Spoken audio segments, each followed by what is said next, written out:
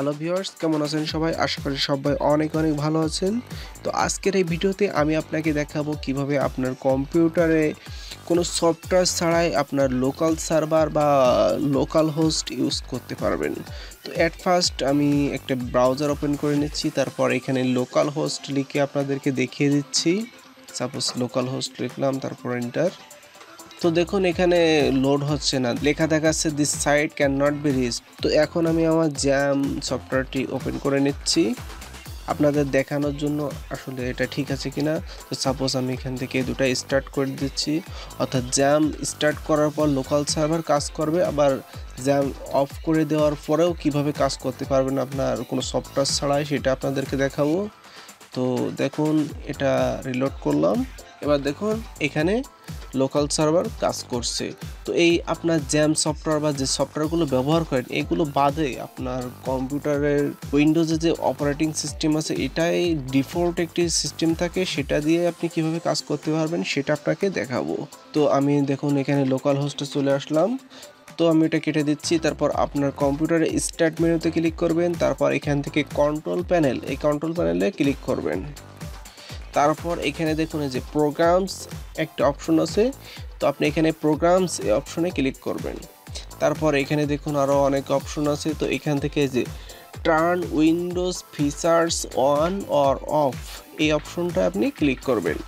তো আমরা এখানে ক্লিক করছি, তারপর এখানে একটি উইন্ডো ওপেন হয়েছে।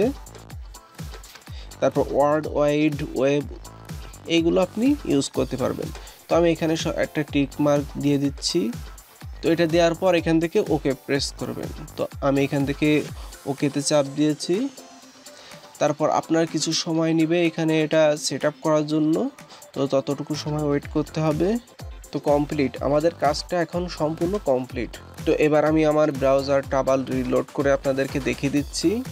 তো দেখুন এখানে IIS7 অর্থাৎ এটা শো করছে, এটা হচ্ছে উইন্ডোজের একটা ডিফল্ট পিকচার দেওয়া। তো এটা আমি চেঞ্জ করে আপনাদেরকে দেখাচ্ছি আসলে কাজ করছে কিনা। তো সরাসরি আমি আমার মাই কম্পিউটারে চলে যাচ্ছি, তারপর এখান থেকে সি ড্রাইভে চলে যাবেন। তারপর দেখুন এখানে একটি নতুন ফোল্ডার রয়েছে, এটার ভিতর ক্লিক করবেন। তারপর এখানে দেখেন www রুট, এই যে এখানে যে পিকচারটা শো করছে এটা ওখানে শো করছে। তো সাপোজ আমি এইগুলো ডিলিট করে এখানে একটা নতুন ফাইল দিব। সাপোজ আমি একটা ফাইল এখানে কপি করে আনছি, হ্যাঁ এটা কপি করে নিচ্ছি, তারপর সি ড্রাইভে এখানে পেস্ট করে দিচ্ছি, ডিলিট কনফার্ম, তারপর এখানে পেস্ট করে দিচ্ছি, ওকে। তো দেখুন আমি লোকাল হোস্টে এখানে একটা ফাইল দিয়ে দিয়েছি। তারপর যদি এখানে দেখুন রিলোড করি, দেখুন আমি যে ফাইলটা দিয়েছিলাম এটা এখানে শো করছে। অর্থাৎ আমি একটা ডিজাইন করছিলাম আমার ওয়েবসাইটের জন্য, কিছুটা ইউটিউব